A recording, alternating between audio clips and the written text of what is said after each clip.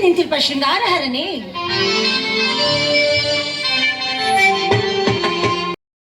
Hi friends, welcome back our YouTube channel. ಇವತ್ತು ನಮ್ಮೂರಲ್ಲಿ ನಾಟಕದ ಗೆಜ್ಜೆ ಪೂಜೆ ಇದೆ, ಬನ್ನಿ ನೋಡೋಣ. ಚಂದ್ರಮ್ಮ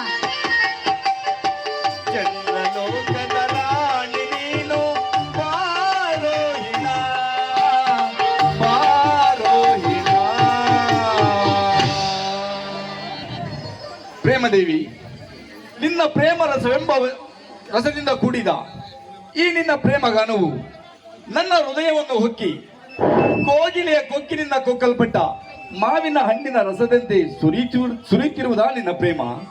ಅದ್ಯಾವ ಗಾನ ರೋಹಿಣ, ನೀ ಹಾಡಿದ ಗಾನ? ಅದಾವಳೋ ಗಾನದೇವಿ. ನನ್ನ ಕಣ್ಣಲ್ಲಿ ದಿಟ್ಟಾಗಿ ನಿಲ್ಲಲು ಮೈಮರೆತು ಗಾನವನ್ನು ಪಾಡಿದನು ಸುದೇವ. ನೀ ಹಾಡಿದ ಗಾನ ದೇವಿಯು ನನ್ನ ಕಣ್ಣೆದುರಲ್ಲಿಯೇ ಕಾಲಭೈರವನಂತೆ ಕಾಣಿಸಿಕೊಂಡಳು. ಅದ್ಯಾವ ಅಸಂಬಂಧದ ಸಂಬಂಧವು ನಾ ಕಾಣಿದು ದೇವಿ?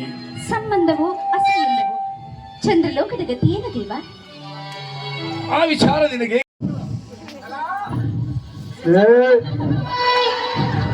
ಆ ನಿನ್ನ ಸಹೋದರಿಯರನ್ನ ದೂರ ಮಾಡಿದ ತರವಾಗಿ ಅವರ ಕಮ್ಮನಿಯು ಚಂದ್ರಲೋಕದ ಅಮರ ಭೂಮಿಯಲ್ಲಿ ಹರಿಯುವಾಗ ಆ ಚಂದ್ರಮರಿಗೊಂದು ದುಷ್ಕಾಲ. ಆ ದುಷ್ಕಾಲವನ್ನು ನಾನು ಯೋಚಿಸುವುದಿಲ್ಲ ಪ್ರೇಮನಾಥ. ಪತಿಯ ಪ್ರೇಮವಿಲ್ಲದ ಮಾನವನಿಗೆ ಈ ಜಗತ್ತಿನಲ್ಲಿ ಬೆಲೆ ಇಲ್ಲ. ಅಂತಹ ಪತಿಯನ್ನು ಕೈ ಹಿಡಿದ ಸತ್ಯ ಬಾಳಿ ಹಗಲ್ವಾಸಕ್ಕೆ ಸಿಲುಕಿದ ಉಲುಕದಂತೆಯೂ ಸೂರ್ಯನ ರಶ್ಮಿಗಳಿಗೆ ಕಣ್ಸಲಿದ ಕಪ್ಪೋದಂತೆಯೂ ಅನಂತ ಕಷ್ಟಗಳಿಗೆ ಗುರಿ ಆಗುವುದು. ಅವರ ಶೃಂಗಾರ ವಿಲಾಸಗಳೆಲ್ಲವೂ ದೇವರಿಲ್ಲದ ಗುಡಿಯಂತೆಯೂ ಕಮಲವಿಲ್ಲದ ಕೊಳದಂತೆಯೂ ನಿರರ್ಥಕವಾಗಿರುವುದು ದೇವ. ಪದ್ಮ, ನೀನೇಕೆ ಪಶ್ಚಾತ್ತಾಪ ಪಡೆಯುತ್ತಿರುವೆ? ನಿನ್ನ ಸಹೋದರಿಯರ ಭಾಗ್ಯಕ್ಕಾಗಿ ಅದೆಲ್ಲ ಅವರವರ ಪೂರ್ವಕರ್ಮದಿಂದ ವಿಶೇಷ ವಿಧಿಯಾಗಿರುವುದು. ಇದಕ್ಕೆಲ್ಲ ನನ್ನ ಸಹೋದರಿಯಾದ ರೋಹಿಣಿಯೇ ಕಾರಣಳು. ಅವಳಿಗಿಲ್ಲ ನಮ್ಮ ರಕ್ತ ಸಂಬಂಧದ ತೊಡಗು. ಅವಳೀಗ ನಮ್ಮ ಸಹೋದರಿ ಆಗಿದ್ದರೆ ಈ ನುಡಿದ ಸಹೋದರರ ಕಷ್ಟ ಸುಖಗಳನ್ನು ವಿಚಾರಿಸುತ್ತಿದ್ದಳು ಏನು? ಪದ್ಮ, ಪ್ರಿಯತಮ,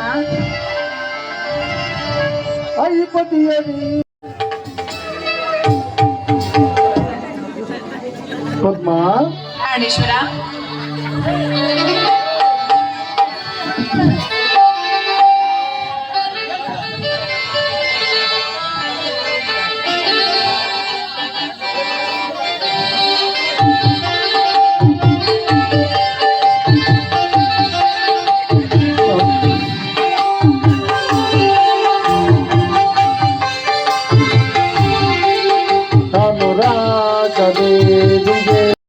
ಸುಧಾಕರ ದೇವ, ಚಂದ್ರಲೋಕಕ್ಕೆ ಹೋಗುವ ನಾವು ಇಲ್ಲಿಗೆ ಬರಲು ಕಾರಣವಾದರೂ ಏನು? ಇದೇ ಅಲ್ಲವೇ ನನ್ನ ಸಹೋದರಿಯಾದ ಸತಿಯ ಮನೋಲ್ಲವನ ಕೈಲಾಸ ಮಂದಿರ? ಸುಂದರಿ, ಕೈಲಾಸದ ಶಂಕರ ನೀಡಿದ ನಿನ್ನ ಸಹೋದರಿಯೇ ಧನ್ಯರು. ಎರಡನೆಯದಾಗಿ ಗಂಧರ್ವರಲ್ಲಿ ಗಂಧರ್ವರಾದ ನಿಮ್ಮನ್ನು ಕೈ ಹಿಡಿದ ನಾನೇ ಭಾಗ್ಯಶಾಲಿ. ಅವರೇಕೆ ರೋಹಿಣ? ಅದಿರಲಿ, ಇನ್ನುಳಿದ ನನ್ನ ಸಹೋದರಿಯನ್ನು ಎಲ್ಲಿ ಬಿಟ್ಟು ಬಂದಿರಿ? ಅವರೇಕೆ ರೋಹಿಣ? ಆ ಮಹಾದೇವನ ಮೇರು ಪರ್ವತದ ಪಚ್ಚತೆಯಂತೆ ಕಮಲಾಕರನ ಕಮಲದ ಬೆಡಗುಳ ಕಮಲದಿಯೂ ನೀನಲ್ಲವೇ? ಜ್ಞಾಪಕದಲ್ಲಿ. ನನ್ನ ದಕ್ಷ ಸುದ್ದಿಯಲ್ಲಿ ಮಿಗಿಲಾದ ರಾಣಿ ನೀನಲ್ಲವೇ? ಜ್ಞಾಪಕದಲ್ಲಿ ಚಂದ್ರಮ್ಮ. ಪಿತನಾಲಯದಲ್ಲಿ ಆಡಿದ ನನ್ನ ತಂದೆಯ ಮಾತನ್ನು? ಪಿತನಾಲಯದಲ್ಲಿ ನಿನ್ನ ತಂದೆ ಆಡಿದ ಮಾತು ನನ್ನ ಕೈ ಸೇರಿದ ಮೇಲೆ ನನ್ನ ಇಷ್ಟ ಬಂದಂತೆ ನೀನು ವರ್ತಿಸಬೇಕು. ಬಾರೋಹಿಣ, ಈ ಆಶ್ಚರ್ಯವಾದ ಗುರಿಗುರಿಗಳನ್ನು ನೋಡಿಕೊಂಡು ಬರೋಣ. ಹಾಗೆ ಆಗಲಿ ಪ್ರಾಣೇಶ್ವರ. ಹಾಡಿದ್ಯಾ? ಅದು ನೋಡ್ದೀಗ ಅಲ್ಲಿ ವಾಸಿ ಹಾಡಿದ್ಯಾ?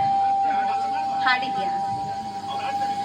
ಅಲ್ಲಿ ವಾಸ ಮಾಡುತ್ತಿರುವ ಗುಹೆಯಲ್ಲಿ ಕುಳಿತಿರುವ ಕ್ರೂರ ಮುಖಗಳು, ಅದು ಅಲ್ಲದೆ ಕಲ್ಲು ಮುಳ್ಳುಗಳ ಒತ್ತಿಯಲ್ಲಿ ಹರಿದಾಡುತ್ತಿರುವ ಕ್ರಿಮಿಕೀಟಗಳು, ಇವೆಲ್ಲವೂ ನನ್ನ ಕಣ್ಣಿಗೆ ವಿಚಿತ್ರವಾಗಿ ಕಾಣುತ್ತಿರುವುದಲ್ಲ ಪ್ರಾಣೇಶ್ವರ? ಸುಂದರಿ, ಕೈಲಾಸದಲ್ಲಿನ ಕಲ್ಲುಗಳು ಒಂಬಣ್ಣದ ಸೊಬಗನ್ನು ಧಿಕ್ಕರಿಸುತ್ತಿರುವೆ. ಇಲ್ಲಿ ವಾಸ ಮಾಡುವ ಮೃಗಗಳಿಗೆ ಯಾವುದೇ ಕ್ರೂರ ಭೇದವಿಲ್ಲ. ಹಾವು ಮುಂಗುಚುಡನೆ ಸರಸವಾಡುತ್ತಿರುವುದು, ಹತ್ತ ನೋಡು, ಸಿಂಹಗಳು ಮದ್ದಾನೆಗಳ ಜೊತೆ ಸರಸವಾಡುತ್ತಿರುವುದನ್ನ. ನಿಜ ಪ್ರಾಣೇಶ್ವರ. ಇಲ್ಲದಿದ್ದರೆ ಅಲ್ಲಿ ಓಡುತ್ತಿರುವ ಶರ್ವರನ್ನು ನೀರನ್ನು ಕೊಲ್ಲುತ್ತಿತ್ತು.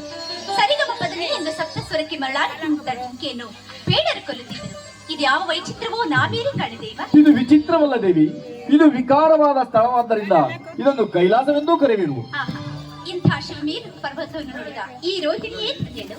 ರೋಹಿಣಿ, ಶಿವಲಿಂಗವನ್ನು ಧ್ಯಾನಿಸೋಣ ಬಾ. ಹಾಗೆ ಆಗಲಿ ಸ್ವಾಮಿ.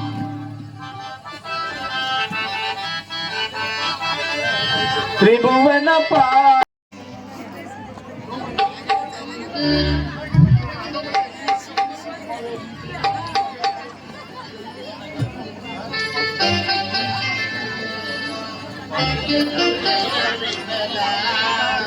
ಹಲೋ ಚೆಕ್ ಹಲೋ ಚೆಕ್ ನಾಮವು ಹಲೋ ಚೆಕ್ ಹಲೋ ಶಾಂತಿಧಾಮವು ನಿನ್ನ ನಾಮವು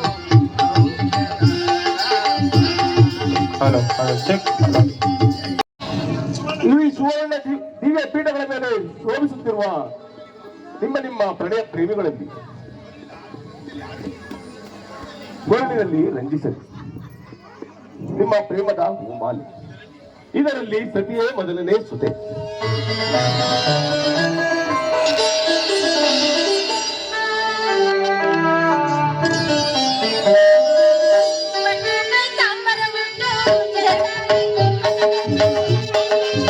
ಸಾಲಿಯು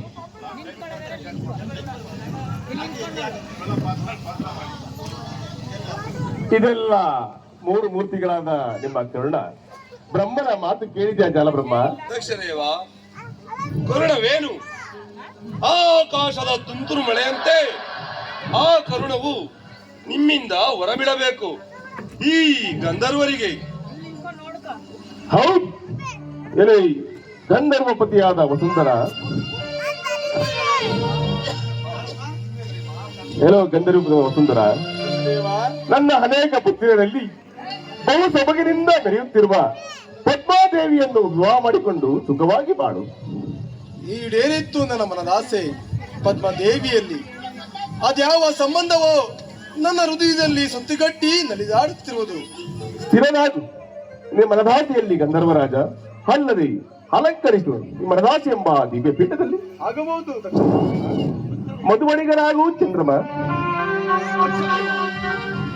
ಮಧುವೊಡೆಗೆತನವನ್ನು ಮನವೆತ್ತಿ ಸಾರುತ್ತಿದೆ ಈ ದಕ್ಷ ಲೋಕದಲ್ಲಿ. ಆ ಕಾರ್ಯವನ್ನು ನೀನ್ ತಾನೇ ಕರುಣಿಸಬೇಕು ದೇವ. ಜಾಮಾತನಾಗು ದಕ್ಷ ಲೋಕಕ್ಕೆ ಕುಮದ ಮಿತ್ರ. ನೀನೆಲ್ಲವೇ ನಿನಗಾಗಿ ಜನಿಸಿರುವಳು ರೋಹಿಣಿ ದೇವಿ, ಅಲ್ಲದೆ ನಿನಗೆ 27 ಪುತ್ರರನ್ನು ವಿವಾಹ ಮಾಡಿಕೊಡುವರು. ಸುಖವಾಗಿ ಬಾಳು. ಕೂಡಿ ಒರೆದಿದ್ದೆನ್ನ ಮನದಾಸೆ ಮಂದಾರದಲ್ಲಿ ಪರಿಣಮಿಸಿತು. ಪ್ರಣಯ ಒಂದು, ಪ್ರೇಮ ಹಲವಾರು, ಅಂಗ ಅನಂತ ರೂಪ ನಿನಗೆ ಚಂದ್ರಮ. ನನ್ನ ಪ್ರೇಮ ಪುತ್ರರಲ್ಲಿ ಸಮಾನ ಧರ್ಮವಿರಬೇಕು, ಅಲ್ಲದೆ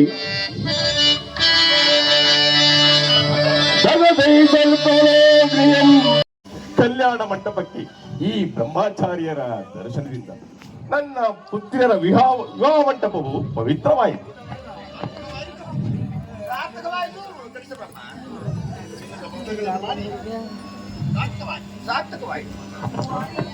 ಬ್ರಹ್ಮಾಚಾರಿ ನೆರೆದಿರಿ ಗಂಧರ್ವರು ನನ್ನ ಮುದ್ದು ಮಕ್ಕಳ ವಿವಾಹಕ್ಕೆ. ಇದೊಂದು ಈ ದಕ್ಷ ಬ್ರಹ್ಮನ ಜಾಮಾಂತ ಭಾಗ್ಯ.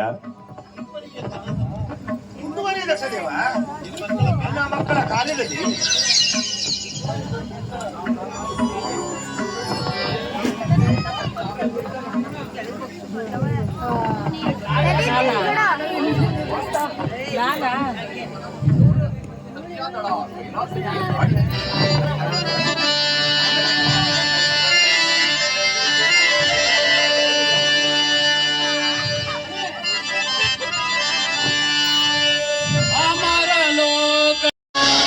ಹಾಗನ್ನಬಾರದು ಜಾಲಬ್ರಹ್ಮ. ಒಂದು ಕಡೆ ಧ್ಯಾನ, ಮತ್ತೊಂದು ಕಡೆ ಮತ್ತೊಂದು ಧ್ಯಾನವನ್ನು ಮಾಡಬಾರದು. ಇವೆಲ್ಲ ರಹಸ್ಯದಿಂದ ಕೂಡಿದ ಮಾತಾಡುವುದು. ಅಹಂಕಾರವು ಪೌರುಷವಲ್ಲವೇ? ಆ ಪೌರುಷವು ವಿಧಿಗೆ ಅಧೀನವಾಗಿರುವುದು. ಸ್ಟೇಜ್ ಬೇಕಂತೂ ಆ ವಿಧಿಯನ್ನು ಪೌರುಷದಿಂದ ಗೆಲ್ಲಬಹುದು. ಅದೊಂದು ಸಾಧ್ಯವಿಲ್ಲದ ಮತ್ತು ಜಾಲಬ್ರಹ್ಮ. ನಡೆ, ಮುಂದೆ ಹೋಗೋಣ. ಕಾಲಾತೀತವಾಯಿತು, ನಡೆ ಹೋಗೋಣ. ಮುಂದೆ ನಿನಗೆ ಗೊತ್ತಾಗುವುದು. ಆಗಲಿ, ನಡೆಯಲಿ, ಹೋಗೋಣ. ಸುರಗಂಧರ್ವ ಅಧಿದೇವನು, ರಾಜರಾಜೇಶ್ವರನು, ವಿಭೂತಿ ಪಂಜರನಾದ ಪರಮೇಶ್ವರನು ತನ್ನ ಪುತ್ರಿಯರ ಕಲ್ಯಾಣಕ್ಕಾಗಿ ಕಲ್ಯಾಣ ಮಂಟಪವನ್ನು ನಿರ್ಮಿಸುತ್ತಿರುವೆನು. ನಾನು ಅಲ್ಲಿಗೆ ಹೋಗುತ್ತಿರುವೆನು. ಬಹಳ ಸಂತೋಷ. ದೇವತೆಗಳು ದಕ್ಷ ಸುತೆಯರ ವಿವಾರ್ಥವಾಗಿಯೇ ಸೇರುತ್ತಿರುವರು. ಇದೊಂದು ದಕ್ಷಲೋಕದ ಸೌಭಾಗ್ಯ. ಎಲ್ಲೈತೆ? ಹಲೋ ಹಲೋ, ದಯಮಾಡಿ ಚೇರ್ಗಳಿದೆ, ದಯವಿಟ್ಟು ಹಿಂದಕ್ಕೆ ಆದಷ್ಟು ಚೇರಲ್ಲಿ ಕುತ್ಕೋಬಹುದು. ಜನಗಳು ಚೇರ್ ಬಂತು, ಫ್ರೀಯಾಗಿ ಕುತ್ಕೋಬಹುದು. ಹಿಂದಕ್ಕೆ ಹೋಗ್ರಿ. ನೀನು ದಕ್ಷ ಬ್ರಹ್ಮನ ಸೇನಾನಿ. ಸ್ವಲ್ಪ ಹಿಂದೆ ಚೇರಿದೆ, ದಕ್ಷ ಬ್ರಹ್ಮನ ಹೋಗ್ರಿ ಚೇರ್. ಓಹೋ, ಜಾಲ ಬ್ರಹ್ಮ ಪಾತ್ರದಲ್ಲಿ ಧರಣಿಯೈ ದಕ್ಷ ಬ್ರಹ್ಮನ ಸಹಮಿತ್ರನಾದ ಜಾಲಬ್ರಹ್ಮನು ಇಲ್ಲಿಯೇ ಬರುತ್ತಿರುವನು.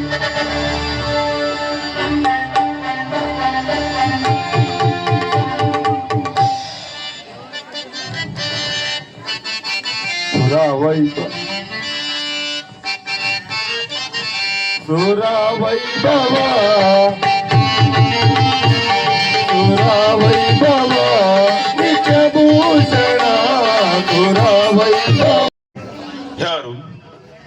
ಓ ಬಂದೆಯ ನನ್ನ ದೇವ, ದಯಾಮಯನೇ,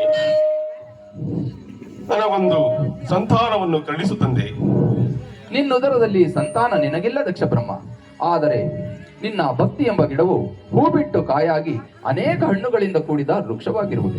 ಹೀಗಿರುವಾಗ ನೀನೇಕೆ ಚಿಂತಿಸುವೆ ನಿನ್ನ ಪೂರ್ವಕರ್ಮದ ಋಣಾನುಬಂಧಕ್ಕೆ? ಎಲ್ಲಿಂದ ಬಂತು ಮಹೇಶ್ವರ ಪೂರ್ವಕರ್ಮದ ಋಣಾನುಬಂಧ? ಮನಸಾರೆ ಮೆಚ್ಚಿಸಿದರು ಮಕ್ಕಳಿಗಾಗಿ ಮಹೇಶ್ವರ ನಿನ್ನನ್ನು. ನೀ ಕೊಡದ ವಸ್ತು ಇಲ್ಲ ಈ ಬ್ರಹ್ಮಾಂಡದಲ್ಲಿ, ನೀ ಹರಿಯದ ವಸ್ತು ಇಲ್ಲ ಈ ಜಗತ್ತಿನಲ್ಲಿ. ನಿಜ ಭಕ್ತನನ್ನು ನಿರಾಕರಿಸದೆ ನನಗೆ ಸಂತಾನವನ್ನು ಕರುಣಿಸು ತಂದೆ. ದಕ್ಷ ಬ್ರಹ್ಮ, ಸ್ತ್ರೀ ಪುರುಷರುಗಳಲ್ಲಿ ಅದಾವ ಸಂತಾನವನ್ನು ಬಯಸುವೆ? ಮಹೇಶ್ವರ, ನಿನ್ನ ನಿಜ ಭಕ್ತರಾದ ನನಗೆ ಅಷ್ಟೊಂದು ಹರಿವಿಲ್ಲವೇ? ಗಂಡು ಮಕ್ಕಳ ಭಾಗ್ಯಕ್ಕಿಂತ ಹೆಣ್ಣು ಮಕ್ಕಳ ಭಾಗ್ಯವೇ ಭಾಗ್ಯ. ಹೆಣ್ಣನ್ನು ದಾನ ಮಾಡಿ ಪುಣ್ಯವನ್ನು ಗಳಿಸಿದರೆ ಆ ಕನ್ಯಾದಾನದಿಂದ ಕೋಟಿ ಹೆಚ್ಚ ಫಲಗಳು ದೊರೆಯುವು. ಅವರು ಸುಪತ್ರವತಿಯರಾದರೆ ಈ ಫಲಗಳನ್ನು ಸರಿದೂಗಿಸುವ ಸೂತ್ರಧಾರಕರಾಗಿ ತಂದೆ ತಾಯಿಗಳಲ್ಲಿ ಮೋಕ್ಷದ ಹಾದಿಯನ್ನು ಕಲ್ಪಿಸುವರು. ಆ ಹೆಣ್ಣು ಮಕ್ಕಳ ಪ್ರೀತಿಯು ತಂದೆ ತಾಯಿಗಳಲ್ಲಿ ಗಂಡಿಗಿಂತಲೂ ಅಪಾರವಾದದ್ದು. ಆದುದರಿಂದ ಆದಿಶಕ್ತಿಯ ಕಳೆಗಳುಳ್ಳ ಸಾವಿರಾರು ಪುತ್ರಿಯರನ್ನು ಕರುಣಿಸಬೇಕೆಂದು ಬೇಡುವೆನು ದೇವ. ನಿನ್ನ ವಿವೇಕಕ್ಕೆ ಮೆಚ್ಚಿದೇನೋ ದಕ್ಷ ಬ್ರಹ್ಮ. ಯಾವ ಸುರಗಂಧರ್ವ ಸಾರಸುರ ಭೂಮಿಯಲ್ಲಿ ಪುತ್ರಿಯರ ವಾತ್ಸಲ್ಯವೆಂಬ ಒಂದು ಪವಿತ್ರವಾದ ಧರ್ಮವನ್ನು ಪ್ರತಿಷ್ಠೆ ಮಾಡಬೇಕೆಂದು ಹೊರಟಿರುವ ನೀನೇ ಭಾಗ್ಯಶಾಲಿ. ಅದೋ ಆದಿಶಕ್ತಿಯು ಅನಂತ ರೂಪಗಳನ್ನು ತಾಳಿ ಸುಂದರವಾಗಿ ಬರುತ್ತಿರುವ ಆ ನಿನ್ನ ಪುತ್ರಿಯರನ್ನು ದಕ್ಷ ಮಂದಿರಕ್ಕೆ ಕರೆದುಕೊಂಡು ಹೋಗಿ ಅವರಿಗೆ ವಿವಾಹ ಮಾಡಿ ನಿನ್ನ ಧರ್ಮಪತ್ನಿ ವೇದವತಿಯೊಡನೆ ಸುಖವಾಗಿ ಬಾಳು. ಧನ್ಯರಾದ. ನಮಃ. ಧನ್ಯರಾದ.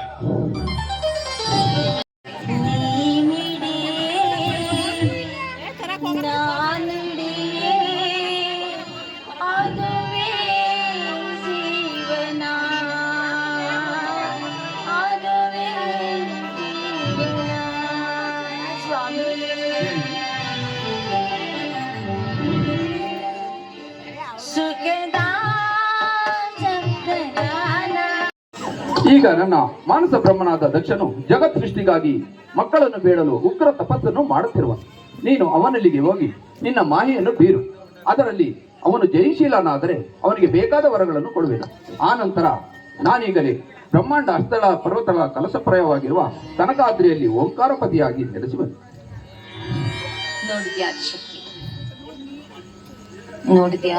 ನೋಡಿದ್ಯಾ ದೇವಿ? ನನ್ನ ಇಚ್ಛೆ ಮಾತ್ರ ನೋಡಿದ್ಯಾ ಆದಿಶಕ್ತಿ? ನನ್ನ ಇಚ್ಛಾ ಮಾತ್ರದಿಂದ ಬಾಯಿ ಬಿಟ್ಟು ನೋಡಿದನು ಪರಮಾತ್ಮ. ಚಿನ್ನದ ಬಳ್ಳಿಯಂತೆ ಉಳಿವೆ ಈ ಜಗತ್ತು ನನ್ನ ಲೀಲಾಭವನವಾಯಿತು. ಆ ಭುವನ ಭವನದಲ್ಲಿ ಓಡಾಡು. ಆಡುವೆನು, ಶಿವನ ಕೂಡಿ ನಲಿದಾಡುವೆನು.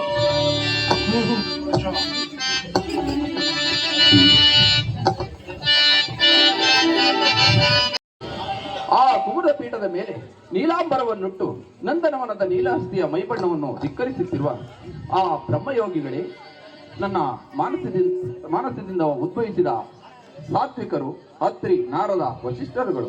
ನೋಡಿದನು ಪರಮಾತ್ಮ. ಆ ಋಷಿಗಳ ದಿವ್ಯ ತೇಜಸ್ಸು ನನ್ನ ಕಣ್ಣಿನ ನೋಟನ್ನೇ ಹಿಂದಕ್ಕೆ ಸೆಳೆತಿರುವುದು ಅದಾರು ಆ ನವಬ್ರಹ್ಮರುಗಳು ನನಗೆ ತಿಳಿ ಹೇಳುವೆಯಾ? ಅವರುಗಳೇ ನನ್ನ ಪವಿತ್ರ ತಾಮಸ ಕಳೆಯಿಂದ ಸ್ವರೂಪವೆತ್ತಿದ ಗಾರ್ಗೆಯ, ಭಾರದ್ವಾಜ, ಗೌತಮ ಬ್ರಹ್ಮರುಗಳು. ಅದಾರು ದೇವ ರತ್ನಾಂಬರ ಧರಿಸಿ ರತ್ನ ಪೀಠದ ಮೇಲೆ ಕುಂಕುಮದ ಕಾಂತಿಯಿಂದ ಅಲೆಗಡ್ತಿರುವ ಆ ಬ್ರಹ್ಮರುಗಳು. ಆ ದೇವ ಬ್ರಹ್ಮರುಗಳೇ ಅಂಗೀರಸ, ಕಶ್ಯಪರೆಂಬ ಸೃಷ್ಟಿಕರ್ತರಾದ ಪ್ರತಿರೂಪಗಳು. ಅದಾರು ದೇವ ಪಟ್ಟೆ ಮುಡಿಯನ್ನುಟ್ಟು ಪರಾಗದ ಪೀಠದ ಮೇಲೆ ಪಾದರ ಪ್ರಕಾಶದಿಂದ ಹೊಳೆಯುತ್ತಿರುವ ಆ ಪರಮದೇವಗಳು. ಅವರು ಮುಂದಿನ ನಿನ್ನ ಛಾಯಾಶಕ್ತಿಗಳು. ಎಲೆ ಪೆಣ್ಣಂ ಪೆಡನಿಂ ಚಲುಪೆಣ್ಣಂ ಹಿಡಿಮಿಡಿದು ಚಲುಕೇಶ ಮಿಡಿತಾಗೆ ಮುದ್ರಿಕೆಯ ನಡುಬೆಳಕೆಯ ಮಂದಾರದಲ್ಲಿಯ ಸೊಬಗೆತ್ತ ಪೆಣ್ಣಂ ಪೆಡನಿಂ ಆದಿಶಕ್ತಿ. ಆ ಚೆಲುಗೆತ ಶಿವನಿಸ್ಗೆ ಚೆಂದಿಲ್ಲ ಪರಿ ಪೆಣ್ಣಂ. ಅಂದ ಚಂದ ಪೆಣ್ಣಂ ನೋಡೆ ಅಂದದ ಕಲೆ ಹುಟ್ಟುದು. ಆಹಾ ಶಿವಕಲೆಗೆಂದು ಶಿರಬಾಗುವೆ ಬ್ರೂಡ ನೋಡು ನಿನ್ನ ಮಡದಿಯ ಮಾಯಾ ಮಾಯಾ ನಿಂತಿರುವ ಶೃಂಗಾರಹರನೇ.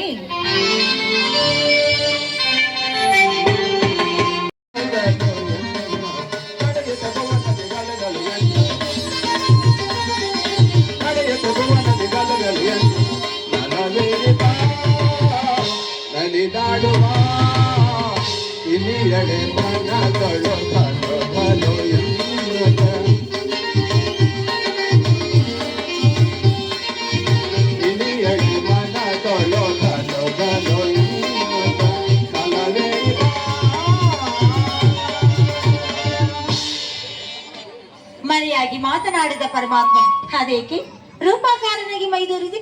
ಶಕ್ತಿ, ನಿನ್ನ ಭಕ್ತಿಯಿಂದ ಕೂಡಿದ